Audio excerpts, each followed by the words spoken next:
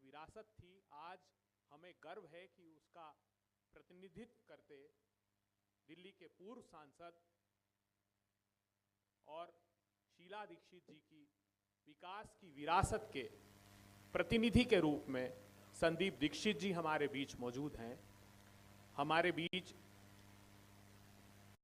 नरेंद्र नाथ जी, पूर्व मंत्री दिल्ली सरकार के, जिन्होंने शीला दीक्षित जी के साथ लंबे समय तक काम किया, वो मौजूद हैं। हमारे साथ रश्मि सिंह जी हैं, जो मीडिया का समन्वय लंबे समय से देख रही हैं। तेलंगाना से आसमा जी हैं। मैं अनुरोध करता हूं संदीप दीक्षित जी से कि भी इस पत्रकार वार्ता को संबोधित करें।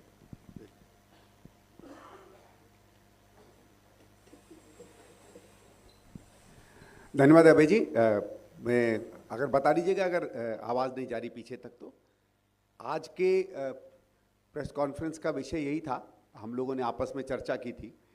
पिछले कुछ दिनों से कई बार हम लोग वर्तमान जो सरकार है दिल्ली की, आम आदमी पार्टी की, केजरीवाल जी की, उनके कई बयान बार बार आ रहे हैं। कुछ बयान हैं जिनसे वो खुद ही पलटते रहते हैं, कहते रहते हैं कि अगर मैंने जमुना जी को साफ़ नहीं किया होता 2025 तक तो मुझे वोट मत दीजिएगा। फिर कुछ पिछले 2-3 साल से कह रहे हैं कि कोई मुझे साफ़ नहीं करने देता है, इसलिए शायद 10-1 साल और मांग रहे हो आपसे। वो तो वो जाने क्या मांगते हैं क्या नहीं मांगते हैं। दिल्ली में जो हवा के प्रदूषण की बात है, उसमें वो बार बार दुनिया भर के ऊपर सवाल खड़े करते हैं। तो मैं 2-4 कुछ ऐसी चीज़ें आपके सामने सम्मुख रखना चाहता था। और क्योंकि मेरा ये समझ है, जितना मैं दिल्ली को, दिल्ली के आंकड़ों को, दिल्ली के विकास को जानता हूँ, कि दोनों में सीधे सीधे भागीदारी हुई है तो दिल्ली सरकार के निकम्मेपन की हुई है। ये कुछ ऐसी चीज़ें हैं जो बहुत बेहतर तरीके से जिसमें दिल्ली सरकार काम कर सकती थी।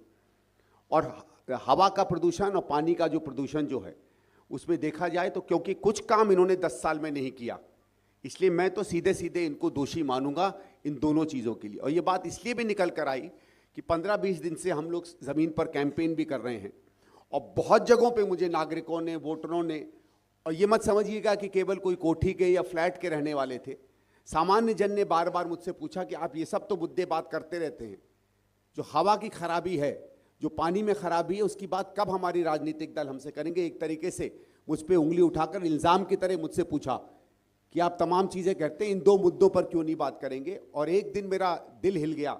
मैंने उस वीडियो को भी एक बार ट्वीट किया था, पता नहीं आप लोगों ने देखा हो या ना देखा हो। एक बस्ती में मैं गया, टाइप 2 या टाइप 3 के अधिकारी थे। जब मैं ऊपर गया तो एक व्यक्ति मुझे मिला, तो उसको सांस की दिक्कत थी, उसके बेड पर एक सिलेंडर गैस का लगा हुआ था। तो मुझे लगा कि बीमार व्यक्ति है। मैंने उससे कहा कि भाई साहब आप उठिए मत, बैठिए। मैं डोर टू डोर कर रहा था। तो उसके एकदम आंसू छलक है और सिलेंडर की तरफ पॉइंट करते हुए उसने कहा कि ये मेरी कोई बीमारी नहीं है, ये इस प्रदूषण के कारण है कि मैं ज़िंदगी मेरी तबाह हो गई है। और वो आम आदमी पर उस पर नाराज़गी अपनी जताने लगा। मैं उसकी राजनीति में नहीं जाता हूँ जो क्या वो टिप्पणी कर रहे थे। सीधे सीधे उस आदमी ने कहा कि मेरी ज़िंदगी ख़त्म कर दी है इस जहरीली हवा ने। और मुझे उस दिन लगा कि इन विषयों को हम लोगों को ज़रूर इस चुनाव में उठाना चाहिए। पहले हम हवा की बात करते हैं। दिल्ली में ऐसा नहीं है कि कोई ये पराली आज से जल रही है। जब से धान आया है, जब से धान की खेती पंजाब में, पश्चिम उत्तर प्रदेश में, हरियाणा में होती है, पराली तब से जलती आ रही है। पराली कैसे पिछले 4-5 साल, 6 साल, 8 साल में दिल्ली में प्रदूषण का सबसे बड़ा कारण बन गई। और दुर्भाग्य की बात यह है कि जो लोग सूचनाओं और लोगों के बीच में माध्यम बनते हैं, उन्होंने भी इस बात को खरीद लिया कि अगर कोई कारण है तो पराली का है। आज तो कोई पराली नहीं जल रही, कल तो कोई पराली नहीं जल रही थी। 300, 350, 400 की SPM हमारी क्यों होते हैं, ये बहुत बड़ा सवाल उठता है। और मैं इसके लिए कुछ चीज़ें आपके सामने मैं प्रस्तुत भी करना चाहूँगा। प्रेजेंटेशन है, इसमें माफ़ करिएगा, वो कहाँ गया बटन। कुछ ऐसी बातें थी जो पहली सरकार ने की और ये सरकार नहीं कर पाई। ये मैं इसलिए कहना चाहता हूँ कि पहले भी एक लड़ाई लड़ी गई थी। 1998-99 में भी दिल्ली में प्रदूषण का बहुत बुरा हाल था। अलग चीज़ें थी उस समय के प्रदूषण की, क्योंकि समय में स्थिति बदलती है, तकनीकी रूप से नई नई चुनौतियाँ आती हैं। लेकिन सरकार वो होती है जो काम करती है, जो किसानों पर या पराली पर या किसी और चीज़ पर इस चीज़ को नहीं निर्भर करती है कि क्यों हम अपना काम नहीं कर पाते हैं। और मैं कुछ आंकड़ों के साथ इस बात को सीधे सीधे आपके सामने स्थापित करना चाहता हूँ। ये कहाँ से होगा?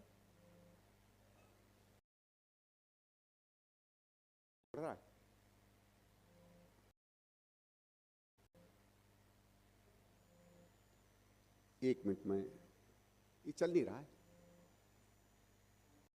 बेटा, आप इसको वहां से चेंज कर दीजिए, मैं आपको बता देता हूं, आप ले लीजिए।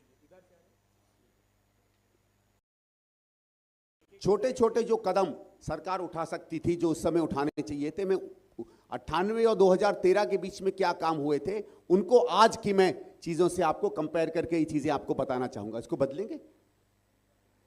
सबसे पहले तो आपने माना होगा एक अद्भुत क्रांति आई थी और इसके समय में, जब दिल्ली के करीबन 1 करोड़ गाड़ियों को सीएनजी में तब्दील किया गया था। ये अगर काम नहीं होता तो किस तरीके की भयानक स्थिति आ जाती, आप खुद ही समझ सकते हैं। और निरंतर तकनीक तब से बेहतर होती चली गई। और मैं इसलिए कहता हूं कि 2011-12 में जब एयर पोल्यूशन दिल्ली में बेहतर हुआ था, और अगर आप आखिरी लाइन देखिएगा, ये मेरा नहीं है, ये टेक्निकल एजेंसीज का है, कि 12 साल में दिल्ली में पहली बार 2% जो है पोल्यूशन कम किया गया था। आज मुझे एक कोई आदमी बता दे कि अगर पिछले 10 या 12 साल में 10% भी अगर एवरेज में हमारा पोल्यूशन कम किया हो। और ये क्यों हुआ था? ये इसलिए हुआ था क्योंकि यहां 5 या 6 क्रांतिकारी परिवर्तन किए गए, उन सब में आज की सरकार जो है विफल पाई जाती है। आगे चलिएगा। और ये वो अवार्ड थे उस समय दिए गए, मैं इसमें नहीं जाना चाहूंगा, आगे जाइएगा। ये 3 मैं आपसे खासकर विशेष लोगों से कहूंगा, इसको स्वयं पढ़ें। ये 3 सबसे बड़े परिवर्तन हुए थे। ये कार्बन डाइऑक्साइड, सल्फर डाइऑक्साइड और नाइट्रोजन ऑक्साइड 3 ऐसी गैसें हैं जो जहरीली मानी जाती हैं, और इन तीनों में आप देखिएगा किस तरीके की कमी उन 10 से 12 साल के वर्षों में आई थी। सबसे प्रथम काम जो इसमें होता है वो होता है पब्लिक ट्रांसपोर्ट को बढ़ाना। दिल्ली में करीबन 18 या 1900 बसें केवल चला करती थी, मैं 1998-99 की बात करिए, और वो को बढ़ाकर आपने उस समय देखा होगा एक बड़ी दिक्कत आती थी ब्लू लाइन बसेस की, रेड लाइन बसेस की, उसको पूरा का पूरा सीएनजी में चेंज कर हरी और जो लाल बसें यहाँ लाई गई हैं, वो जब कांग्रेस की सरकार हारी थी तो करीबन 5-5.5 हज़ार के करीब यहाँ डीटीसी की बसें थीं, जो आज घटकर 3,000 से कम हो गई हैं। और मैं 2 आंकड़े बताता हूं जो बताते कि क्यों हम लोगों ने अपना पब्लिक ट्रांसपोर्ट हम नहीं बढ़ा पाए। 2013 में जो आखिरी आंकड़ा है, और ये कोई भी आंकड़ा मैं नहीं कोट कर रहा हूं, ये सब अरविंद केजरीवाल जी के ही दिए हुए दस्तावेजों से है। मनीष सिसोदिया जी ने जो पिछली बार जेल होने के पहले और पिछली बार जो वित्त मंत्री आतिशी जी थी, उन्होंने जो आवेदन प्रस्तुत किया था उनकी विधानसभा में, उससे ये लिए हुए आंकड़े हैं। किसी को भी चाहिए होगा बता दीजिएगा, मैं आपको दिखा दूंगा। 2013 में 43 लाख व्यक्ति डीटीसी की बसों में चला करते थे।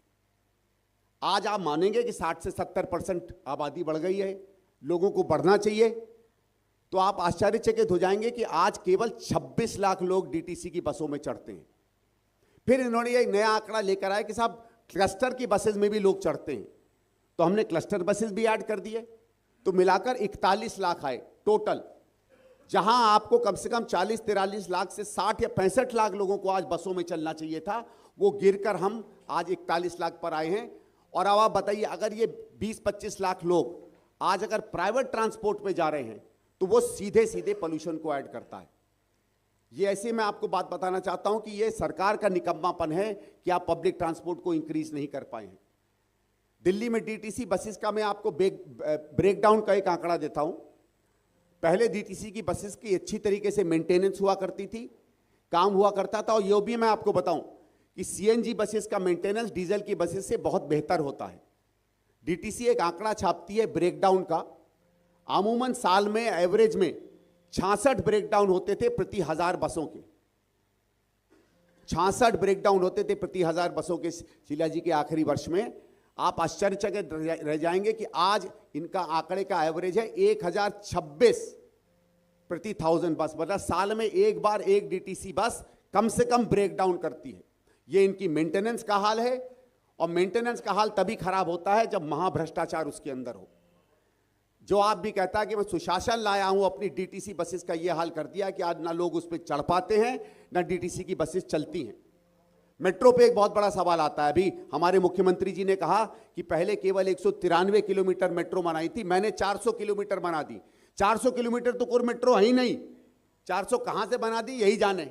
इन्हीं की कौन सी दुनिया है जहां 400 किलोमीटर चलती होगी ये जाने, लेकिन उसके मैं आंकड़े आपके सामने रखना चाहता हूं। 2002 में पहला फेज चालू होता है मेट्रो 1 का, 2006 में दूसरा फेज चालू होता है मेट्रो 1 का, जिसको मिला के 193 किलोमीटर का काम उसमें कंप्लीट होता है। 2011 में तीसरा फेज चालू होता है, और 2011 में तो आम आदमी पार्टी थी भी नहीं, धरने पे भी नहीं बैठी थी। 164 किलोमीटर की कंस्ट्रक्शन का काम 2011 में थर्ड फेज में चालू हो जाता है, और वो कंप्लीट होना था 2015-16 में, माफ करिएगा वो 2023 तक भी हमारा तीसरे फेज का मेट्रो कंप्लीट नहीं हो पाया है। और फेज 4 जिसको प्लानिंग होनी चाहिए थी 2017 में, जो इनकी सरकार के अंदर प्लान होना था, उसमें केवल 64 किलोमीटर, केवल 64 किलोमीटर सैंक्शन हुए हैं। कोई 300 किलोमीटर नहीं, कोई 200 किलोमीटर नहीं, कोई 250 किलोमीटर नहीं। आप डीटीसी की बस देते नहीं हैं, आप मेट्रो का नेटवर्क चढ़ाते नहीं हैं, आपसे सड़कें फ्लाईओवर बनते नहीं हैं। तो दिल्ली में जो माना जाता था कि पहले 3 किलोमीटर तीसरे गियर यहाँ का एवरेज गियर था, आज 1 से सेकंड गियर के बीच का एवरेज गियर आ गया, जिससे मैसिव डीजल और पेट्रोल रिलेटेड यहाँ पोल्यूशन हो रहा है। और इंफ्रास्ट्रक्चर का एडवांटेज होता, मैं 2 आंकड़े देख के अपनी बात ट्रांसपोर्ट पे खत्म करके आगे चलूंगा, कि एक सिंपल कैलकुलेशन है दिल्ली पीडब्ल्यूडी का, कि जो 67, 68 नए फ्लाईओवर बनाए गए थे 15 साल में, उसमें अगर केवल डीजल की आप सेविंग देख लें, और ये 2013 के रेट हैं, आज के नहीं हैं, केवल 2013 में सालाना 8,400 करोड़ की डीजल की सेविंग हुई है केवल इंफ्रास्ट्रक्चर में। और 8,400 करोड़ की सेविंग का आप मतलब समझ लीजिए कितने लीटरों, हजारों लाखों लीटर डीजल जो है कम जला करता था एक साल में। और अगर आप टाइम सेविंग सुन लीजिए तो आप लोग आश्चर्यचकित रह जाएंगे। दिल्ली वालों की टाइम सेविंग, जीवन में जो समय बचता था ट्रांसपोर्ट में, वो 56,000 साल, 56,000 ईयर्स की एवरेज सेविंग थी एक साल में, बिकॉज ऑफ दिल्लीज इंफ्रास्ट्रक्चर। ये छोटे आंकड़े नहीं हैं, इनमें से किसी में भी आंकड़े में अगर मैसिव इंक्रीज हुआ हो तो आज हमारे मित्र सामने बैठे हैं, आपने सारा प्रोपेगेंडा इस सरकार का सुन रखा है। आप अगर आंकड़े देंगे तो मैं आपको बताऊंगा उन आंकड़ों की हकीकत क्या होती है। फिर हम आगे चलते हैं। एक और बहुत बड़ा स्रोत है हमारे दिल्ली के ग्रीन कवर का, माफ करिए ये पुराने समय में बना था, इसलिए इसकी नेक्स्ट स्लाइड में चलो। ग्रीन कवर 1998-99 में सिर्फ 26 स्क्वायर किलोमीटर ग्रीन कवर था।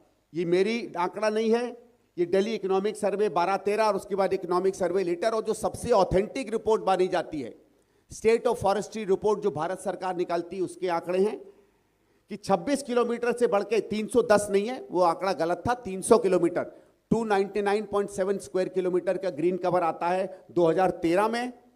और आपको मैं बता दूं, आप स्टेट ऑफ फॉरेस्ट रिपोर्ट 2023 निकाल लीजिएगा, आज भी उतना ही ग्रीन कवर है 299.7 किलोमीटर। कौन सी इन्होंने ट्री प्लांटेशन कर दी मुझे नहीं मालूम है।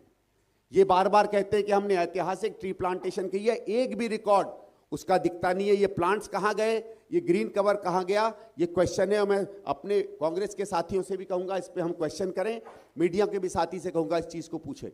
चौथी जो बहुत बड़ी काम होता है हमारे यहाँ, आपको याद होगा जो यहाँ पुराने जर्नलिस्ट हैं, प्रगति 1, प्रगति 2, प्रगति 3, प्रगति 4 के कोल प्लांट्स चलते थे। एक एक करके कांग्रेस सरकार के समय सारे कोल प्लांट्स बनना शुरू हुए, बंद करना शुरू हुए। प्रगति 1, प्रगति 2 डॉक्टर नरेंद्र नाथ जी बैठे हैं, उस समय एनर्जी के मिनिस्टर थे, उसी समय बंद हो गए थे। 3 बंद हो गया था और 2016-17 में प्रगति 4 बंद हो गया।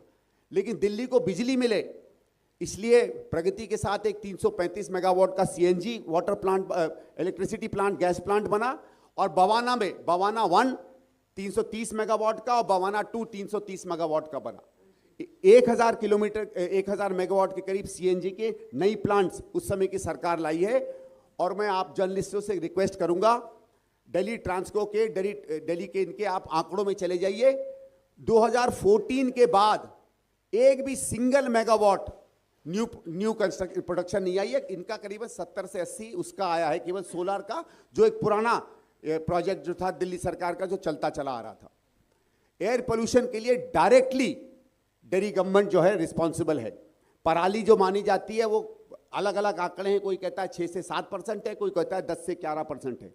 जो बाकी हम लोगों को कदम उठाने चाहिए थे, आज दिल्ली की जहरीली हवा जो है वो बेसिकली इसके कारण है। एक और अभय जी मुझे अभी एक आंकड़ा बता रहे थे कि हमको किस तरीके से जो बाकी प्लांट्स हैं आसपास के दिल्ली के 300 किलोमीटर स्क्वायर किलोमीटर में, उसमें हमें थर्मल प्लांट्स में टेक्नोलॉजी चेंज की ज़रूरत है। तो उसमें पूछना चाहते हैं क्या प्रयास किया हमारी दिल्ली की सरकार ने उस टेक्नोलॉजी चेंज को लाने के लिए। मुझे नहीं लगता एक भी प्रयास इनकी तरफ से करता देखा गया है। दिल्ली में एयर पोल्यूशन की हालत को अगर हम मजबूती से नहीं लेंगे, और ये जितने पॉइंट्स मैंने आपको बताए हैं इन सब पर तेजी से काम होगा, इंक्लूडिंग आसपास के थर्मल प्लांट से बात करनी और राज्य सरकारों से बात करनी। और कांग्रेस को अगर मौका मिलेगा तो ये हम वायदा आपसे करते हैं कि किसी भी जगह पे हम लोग कम काम करते हुए आपके सामने नहीं दिखेंगे। एक आखिरी पॉइंट में बात कर वाटर पोल्यूशन पे आता हूं। आप लोगों ने ईस्टर्न पेरिफेरल वेस्टर्न पेरिफेरल की सड़क देखी होगी। ये एक तय हुआ था कि अगर हमारा मेजर ट्रांसपोर्ट दिल्ली के बाहर से चलेगा तो वो ट्रांसपोर्ट फायदा करेगा, दिल्ली में ट्रैफिक नहीं आएगा। आप लोगों को शायद पता नहीं है, 1998-99 में दिल्ली की कांग्रेस सरकार है जिसने इस बड़ी इंफ्रास्ट्रक्चर का प्रपोजल दिया था भारत सरकार को, और सबसे पहले भारत सरकार की किटी में अपनी स्टेट का कंट्रीब्यूशन अगर किसी ने दिया था तो आपकी दिल्ली की सरकार ने दिया था। वो दुर्भाग्य की बात है कि बहुत दिन लगे, 10, 12, 15 साल लगे उसको बनने में, लेकिन दिल्ली ने अपनी इसकी ड्यूटी तभी पूरी कर ली थी। अब हम आते हैं जमुना जी के पोल्यूशन पे। अभी मैं बड़ा आश्चर्यचकित रह गया कि एक किसी पॉडकास्ट में आदरणीय अरविंद केजरीवाल जी ने कहा कि मैंने 50% दिल्ली की सूएज कैपेसिटी बढ़ा दी है। मुझे समझ में नहीं आता हमारे सीएम साहब कहाँ से आंकड़े लेके फेंकते रहते हैं, लेकिन एक मैं छोटा सा आपके सामने इन्हीं की सरकार का आंकड़ा दे देता हूँ। जब डॉक्टर नरेंद्र नाथ जी की सरकार आई थी तो 1998 में टोटल सूएज ट्रीटमेंट प्लांट की जो कैपेसिटी थी दिल्ली में वो करीबन 360 MGD थी। जब ये लोग हारे हैं 2014 में तो ये 613 यहाँ की सूएज ट्रीटमेंट कैपेसिटी थी, मतलब 613 MGD यहाँ पानी ट्रीट हुआ करता था। 613 याद कर लीजिए। आज जो है 2023 का, पिछले साल का जो आंकड़ा है इन्हीं की सरकार बताती है 632 MGD टोटल, मतलब जहां कम से कम 200 या 300 MGD कैपेसिटी सूएज ट्रीटमेंट की बढ़नी चाहिए थी, हम केवल 9 MGD बढ़ा पाए हैं। मैं यहां से आपके माध्यम से सरकार से पूछना चाहता हूं, 7 इंटरसेप्टर सूएज ट्रीटमेंट प्लांट्स डलने थे नजफगढ़ ड्रेन पर, एक भी कंप्लीट क्यों नहीं हुआ है? एक भी नया सूएज ट्रीटमेंट प्लांट क्यों नहीं दिल्ली में आया है? हमारे पास एक RTI जो दिखाता है, सरकार बताती है कि 15 और 19 के बीच में तो एक भी नया सूएज ट्रीटमेंट प्लांट सैंक्शन नहीं हुआ दिल्ली सरकार में। 21 या 22 के बाद जब सुप्रीम कोर्ट की लठ पड़ी तो एक हाई लेवल मॉनिटरिंग कमेटी बनाई गई LG साहब की अध्यक्षता में। उसके अंदर सुना है कोई 2 या 3 सूएज ट्रीटमेंट प्लांट्स हो रहे हैं। दिल्ली में जो सबसे खतरनाक आंकड़ा माना जाता है वो BOD का माना जाता है। खुद वो रिपोर्ट कह रही है, खुद जो रिपोर्ट दिल्ली जल बोर्ड ने प्रस्तुत की LG साहब की मीटिंग में, जिसमें मैंने सुना है सौरभ भारद्वाज साहब भी प्रेजेंट थे, कि दिल्ली में इट क्लेम्स कि दिल्ली में वाटर पोल्यूशन दुगना हुआ है पिछले 8 साल में, twice the amount of pollutants जो पहले थे। हमारे यहाँ जो BOD लेवल्स हैं जो पहले 32 mg पर लीटर हुआ करते थे, आज 58 से 62 mg पर लीटर चल रहे हैं। तो ना हम एयर पोल्यूशन को क्लीन कर पाए, ना हम सूएज ट्रीटमेंट कैपेसिटी यहाँ की इंक्रीज कर पाए। और अभय जी ने तो मुझे एक डराने वाला आंकड़ा अभी दिया जो मुझे पता नहीं था। अभय जी, जब मैं बात खत्म करूंगा वो आप इकोलाई वाला आंकड़ा जरूर दीजिएगा। मैं आपके माध्यम से इस सरकार पर सीधे सीधे इल्जाम लगाता हूं कि दिल्ली की जहरीली हवा, दिल्ली का जहरीला पानी केवल आपकी मिसमैनेजमेंट और आपकी डिसऑनेस्टी का सवाल है। और इनकी जो रॉन्ग गवर्नेंस है उसका फाइनल एग्जाम्पल मैं आपको देना चाहता हूं, जिस कारण से आने वाले समय में न केवल दिल्ली की पानी और प्रदूषित होगा, हमारा जल बोर्ड का और सत्यानाश होगा। जब कांग्रेस की सरकार हारी थी, दिल्ली की क्यूमुलेटेड लॉसेस दिल्ली जल बोर्ड के 18,000 करोड़ थे, accumulated losses of only 18,000 crore. आज दिल्ली जल बोर्ड के अक्यूमुलेटेड लॉसेस 76,000 करोड़ हैं। जो सरकार कहती है कि हम घाटे में नहीं हैं, उसने क्या किया है कि दिल्ली जल बोर्ड का पूरा बजट सरकारी बजट से बाहर कर दिया है। 76,000 करोड़ कहां से हम रिकवर करेंगे, ये एक सवाल बनता है। जबकि सालाना हम लोगों की जो टोटल रेवेन्यू है वो कॉस्ट से ऑलमोस्ट 20 से 25% है। उसके ऊपर हर चीज फ्री आ रही है, हर नया कनेक्शन फ्री आ रहा है। और यही कारण है कि आप पानी डिस्ट्रीब्यूट तो फ्री कर रहे हो, लेकिन ना आप पानी की कैपेसिटी बढ़ा पाए हो, ना आप सुएज ट्रीटमेंट प्लांट की कैपेसिटी बढ़ा पाए हो। अरविंद केजरीवाल की पॉपुलर स्कीम्स ने वोट तो दिलवाया है, लेकिन दिल्ली की जनता को जहरीला पानी पीने के लिए विवश किया है। पानी का अगर मैं आपको बता दूं, पानी में 2013 में टोटल वाटर ट्रीटमेंट प्लांट्स की कैपेसिटी दिल्ली में 920 एमजीडी थी, 920 एमजीडी। आज 940 एमजीडी है टोटल। पॉपुलेशन बढ़ गई है 50 से 60%। हम आज कैपेसिटी पर हैं जहां हमारे पास पानी नहीं है, और एक सिंगल लीटर नया पानी की कैपेसिटी हमारी सीएम साहब इंक्रीज नहीं कर पाए हैं। तो सुएज आपका खराब होगा, एयर आपको खराब होगी, और मुझे डर ये है कि अगर ये सरकार नहीं बदली तो हम प्यास की तरफ बहुत बुरी तरीके से बढ़ेंगे। दिल्ली आज ऑलरेडी पानी के लिए त्राही त्राही करने लगी है। मैं नई दिल्ली में घूम रहा था तो दिल्ली की समझ लीजिए लुटियन जोन मानी जाती है, सबसे अच्छी जोन मानी जाती है, और सबसे ज्यादा वहां लोगों ने मुझसे कहा कि साहब पानी नहीं मिल रहा है। मुझे आश्चर्य हुआ कि एनडीएमसी में क्यों नहीं पानी मिल रहा। मैंने एनडीएमसी के जो वाटर इंजीनियर हैं उनको फोन करके पूछा, तो उनका कि सर जल बोर्ड से पानी नहीं आ रहा है, जल बोर्ड में प्रेशर ही नहीं बन रहे हैं, इतनी ज़्यादा लैक ऑफ कैपेसिटी है। मैं इसलिए ये बातों को रेखांकित करना चाहता था। अभय जी से बस रिक्वेस्ट करूंगा कि एक जो पॉइंट उन्होंने मुझे बताया था, अभय जी मैं सच्ची में उम्मीद करता हूं कि आपने मुझे जो पॉइंट बताया है वो सही नहीं है, क्योंकि कई जगहों में मैं नल का पानी पी लेता हूं, इसके बाद मेरे हाथ कांपेंगे अगर मैं दिल्ली में नल का पानी पीऊंगा। मैं चाहता हूं वो आंकड़ा आप जरूर लोगों के सामने शेयर करें। धन्यवाद संदीप जी। जो 16 प्लेसेस पर पानी के सैंपल लिए दिल्ली की सरकार ने, और आप चौंक जाएंगे ये जानकर पूरे विश्व में इतना कंटेमिनेशन पूरे विश्व में किसी सैंपल में आज तक नहीं निकला। जब जमुना एंटर करती है दिल्ली में, वहाँ से लेकर तो ख़त्म होती है, तो फीकल कोलीफॉर्म बैक्टीरिया जो मानव और जानवरों के मल में सिर्फ पाया जाता है, वो 97 लाख MPN पर 100 ml है। आप चौंक जाएंगे सुनकर। उसका नॉर्म्स है 230 मतलब शुद्ध मानव मल मूत्र है, जो जिसके लिए ये सरकार रिस्पॉन्सिबल है। और जो संदीप जी ने सबसे पहले बात की थी, वो फ्लू गैस डीसल्फराइजेशन एक प्रोसेस होती है जो 12 पावर प्लांट है। संदीप जी ने भी डिटेल में उसमें ऊपर मुझे बताया था कि हम 67% तक उसमें SO2 को कम कर सकते थे, तो कोई कदम ही नहीं उठाया इन्होंने। और ये तो इतना चौंकाने वाला, और ये हमारा नहीं है, ये सेंट्रल पोल्यूशन कंट्रोल बोर्ड और इन्हीं की सरकार ने अभी पिछले महीने ये डेटा 16 सैंपल के डेटा दिए हैं। आप कहेंगे तो हम आपको उसकी कॉपी भी भेज देंगे। डॉक्टर साहब एक पॉइंट ऐड करना चाह रहे थे, उसके बाद क्वेश्चंस प्लीज। 2023 में केजरीवाल साहब ने कहा था कि तुम्हारा दिल्ली का बेटा मुख्यमंत्री जमुना में डुबकी लगाएगा। मैं पूछना चाहता हूं कि जमुना में डुबकी केजरीवाल साहब कब लगाएंगे इसका नहीं पता। ये भी उन्होंने, मैं समझता हूँ, एक मुहावरा बना के छोड़ दिया, अरे भाई अब लगाओ ना जमुना में डुबकी। अब लगाने का समय पता लगेगा कि जमुना को तुमने एक गंदा नाला बना दिया। आज जमुना में डुबकी नहीं लगाई, जमुना का पानी पी के तो दिखाओ, जो दिल्ली वालों को पिला रहे हो गंदा पानी। तो हमने जमुना के लिए स्कीम बनानी पड़ेगी, और मैं आपसे वायदा करता हूँ कांग्रेस पार्टी सरकार में आएगी, इस बार हमने जमुना के बारे में बहुत कुछ सोचा है, प्लानिंग है उसकी, किस तरीके से हम जमुना को पानी को स्टोर करेंगे और दिल्ली के लोगों को सप्लाई करेंगे। और केजरीवाल साहब जिंदगी में कभी जमुना में डुबकी लगा नहीं पाएंगे, मेरा दावा है इस बात का। Thank you. Any questions please.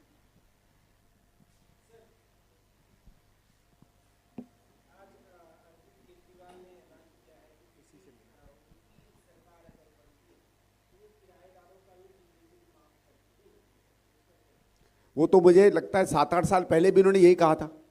मुझे बहुत अच्छी तरह से याद है 2016-17 में उन्होंने कहा था, और यही टोन करके, मेरे प्यारे किराएदार जो हैं उन्हें ये फ़ायदा नहीं मिलता। वो बहुत सिंसियर लगते हैं जब बोलते हैं, जिस तरह जमुना जी भी साफ कर रहे थे। तो ये उन्होंने 12-13 में, 15-16 में कोई स्कीम लेकर आए थे, फिर शायद पिछली बार जब चुनाव हुआ था 18-19 में ये स्कीम लेकर आए थे, अब चुनाव हुआ है अब लेकर आए हैं, और 5 साल बाद हम लोग यहीं बैठेंगे फिर ये स्कीम आ जाएगी, फिर आप मुझसे यही सवाल पूछ लेना, क्योंकि हल होगा नहीं मसला, और यही सवाल चलते चले जाएंगे।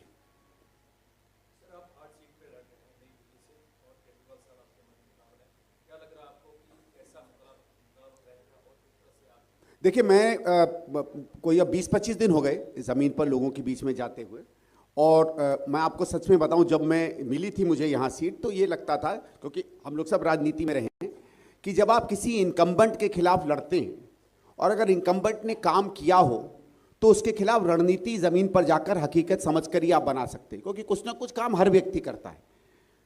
मुझे आश्चर्य हुआ कि कहीं भी मुझे किसी भी जगह पे, किसी भी गली में, किसी भी जगह पे 2-4 बेंचें छोड़ के और 2-4 सीसीटीवी तोड़ के जो चलते नहीं हैं, केजरीवाल जी के काम का एक भी सबूत नहीं मिला। और लोग अपने आप बहुत बड़ी निराशा में हैं कि ना वो आते हैं ना उन्होंने कुछ काम किया है। तो ज़मीन पर केजरीवाल जी खुद स्वयं कोई मुझे बलशाली ऑपरेशन लगता नहीं है। हमारा जो मेन चैलेंज था वो ये था, जैसे सबको पता है कि बहुत समय तक लोगों ने कांग्रेस को थोड़ा कम गंभीरता से लिया था। उनको शायद लगता था कि हम उतनी तेज़ी से चुनाव नहीं लड़ रहे हैं, लेकिन जो माहौल बना है 20-25 जिसमें कांग्रेस को बहुत गंभीरता से लोग कंसिडर करने लगे हैं। और पहले जो ये था कि जो केजरीवाल जी के खिलाफ वोट देना चाहते थे, उनको ये लगता था कि उनके पास शायद सिर्फ बीजेपी विकल्प है। अब बीजेपी उनको विकल्प नहीं दिख रही है और आम आदमी विकल्प नहीं दिख रही है। तो हमें लगता है कि हमारा बहुत अच्छा रिजल्ट रहेगा नई दिल्ली से।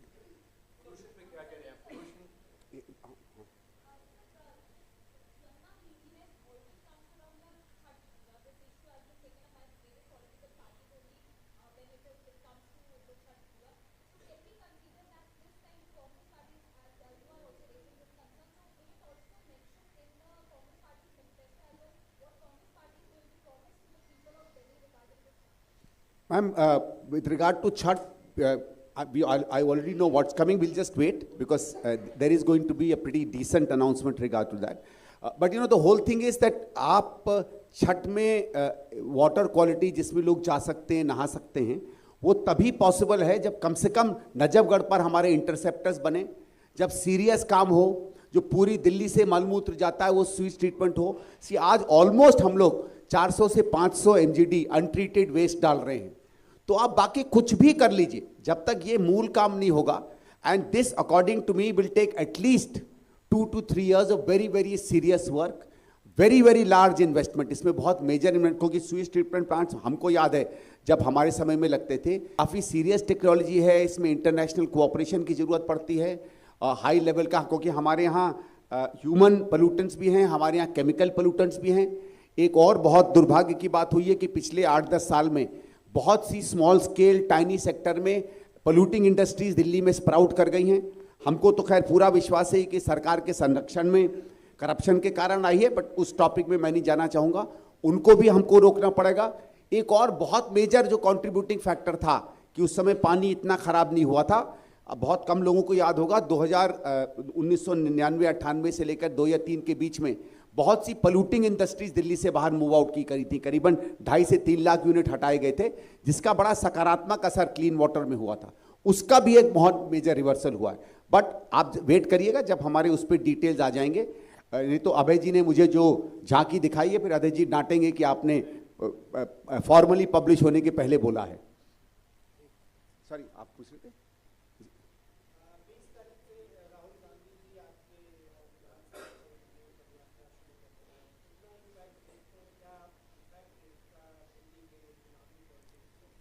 देखिए, हमको आई है खबर कि राहुल जी आने वाले हैं और वो पदयात्रा करेंगे। हमको तो उससे भरोसा है कि बहुत अच्छा एक इम्पैक्ट पड़ेगा, क्योंकि राहुल जी जब पदयात्रा करते हैं तो लोगों से मिलते हैं, उनकी जीवन के बारे में पता करते हैं, उनसे कनेक्ट करते हैं, उनकी आजीविकाओं के बारे में पूछते हैं, दिक्कतों के बारे में पूछते हैं और उन कठिन सवालों से जूझते हैं, जिन कठिन सवालों से आजकल राजनीति की गूंजते नहीं हैं। एक बहुत साधारण मैं उदाहरण दूंगा, जो ऑल इंडिया इंस्टीट्यूट में जाकर वो मिलकर आए पेशेंट से, और दिल्ली में कहीं कबाड़ खाने के इलाके में गए, कभी पॉटर से मिले, तो वो जिस तरीके से लोगों से, अलग अलग व्यवसाय के, अलग अलग पहचान के लोगों से जुड़ेंगे और उनकी समस्याओं को एक बिल्कुल मानवीय तरीके से उनसे चर्चा करेंगे, उसका राजनीतिक संदेश बहुत अच्छा जाता है। और मुझे आशा है कि न केवल नई दिल्ली में, पूरे दिल्ली में जहाँ जहाँ वो जब जब जाएंगे, बहुत अच्छा संदेश जाएगा।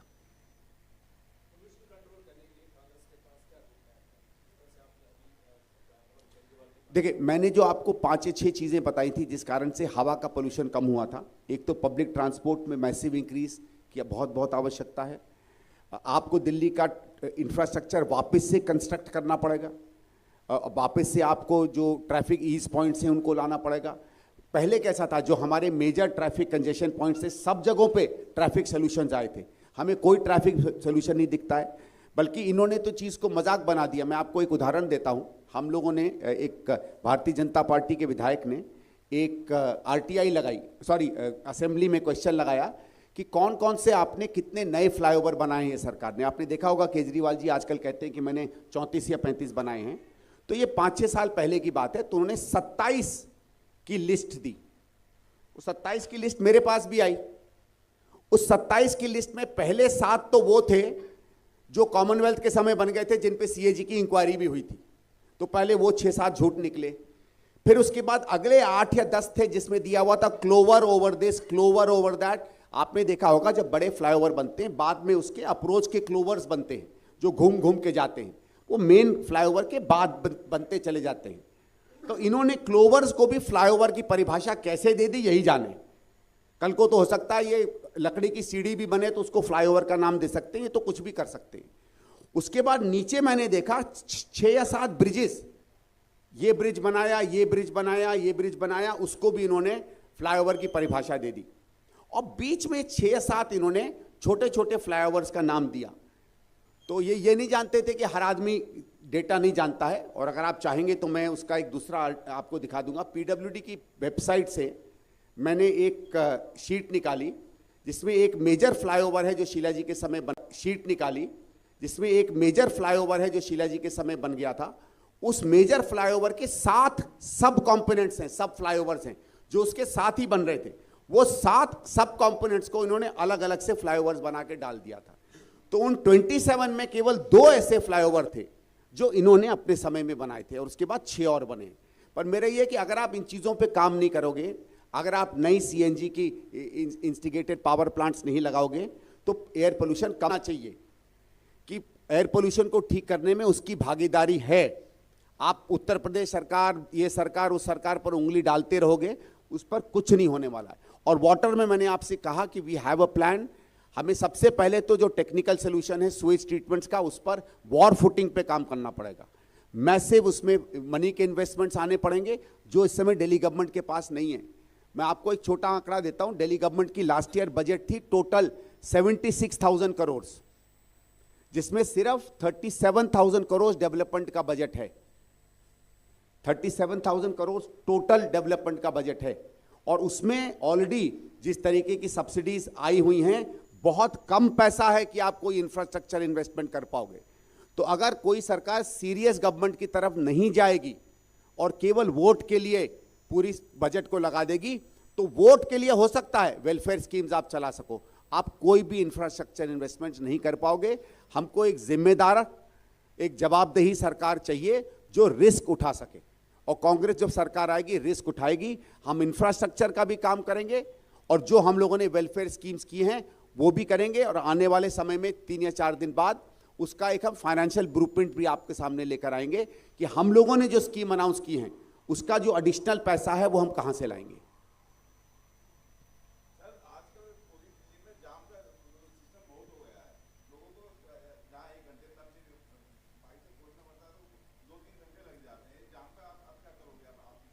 देखिए साहब, जाम पे जैसे पहले काम होता है, सबसे पहले है कि आपको मानना है कि जाम लग रहे हैं।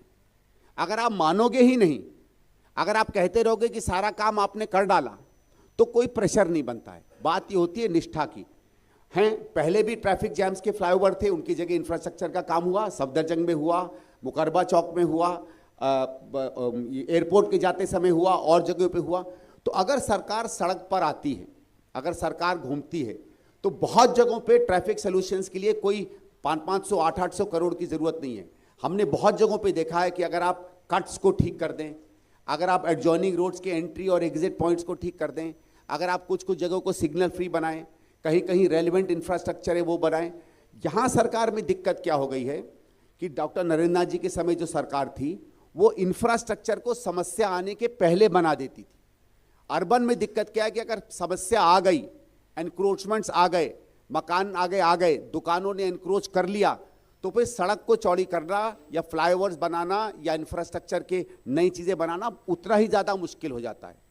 इसलिए इतना हमारा रहेगा। ऑलरेडी हम लोगों ने, नेचुरली हम कोई सरकार है नहीं, उतने हमारे पास रिसोर्सेज नहीं है, लेकिन हमारे मन मस्तिष्क में 25 से 30 मेजर वो पॉइंट्स हैं जो दिल्ली में आज ट्रैफिक क्रिएट कर रहे हैं। क्योंकि ट्रैफिक क्या है, बिल्डअप होता है, एक जगह बिल्डअप होता है तो फिर उसके बैकलॉग्स होते हैं। तो जरूरी नहीं है कि जहां आपको ट्रैफिक है बैकलॉग वही के कारण है।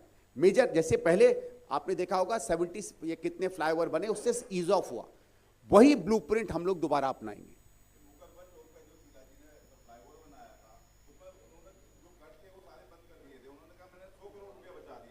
जी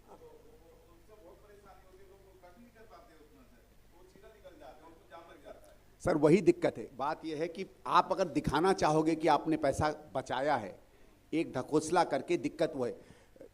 हर फ्लाईओवर में जब होता है, मैं आपको इतना बता सकता हूं, जैसे आपने देखा होगा आईटीओ पे जो ये अंडरग्राउंड बना है, ये इसमें जब मैं एमपी था तो 3 सॉल्यूशंस एक्चुअली वर्कआउट हुए थे। लेफ्ट जाने का, अगर आप जंगपुरा से आएंगे तो लेफ्ट का कट का सलूशन है।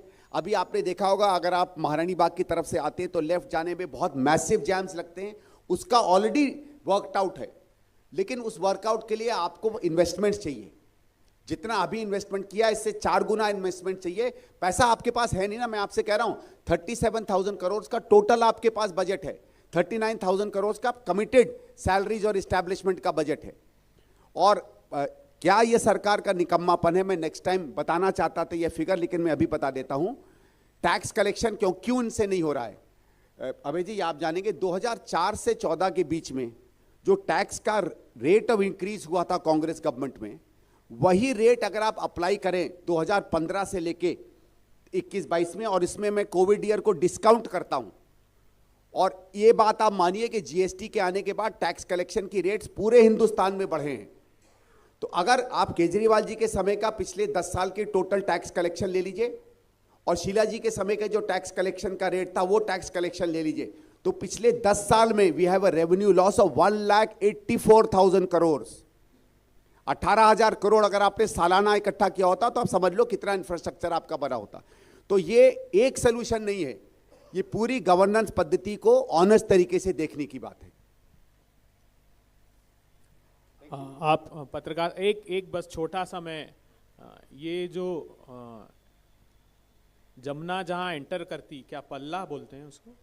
हाँ, इसमें जो अक्टूबर नवंबर में, इस दिसंबर को रिपोर्ट पब्लिश किया जिसका जिक्र संदीप जी कर रहे थे, पल्ला पे बायोकेमिकल ऑक्सीजन डिमांड जो नॉर्म्स हैं 3 वो होनी चाहिए, और जो संदीप जी बता रहे थे 54 से 58 तक जहां यमुना खत्म होती दिल्ली में, मतलब केजरीवाल ने कैसे यमुना एंटर करती है वहां से इसको खराब करना स्टार्ट किया।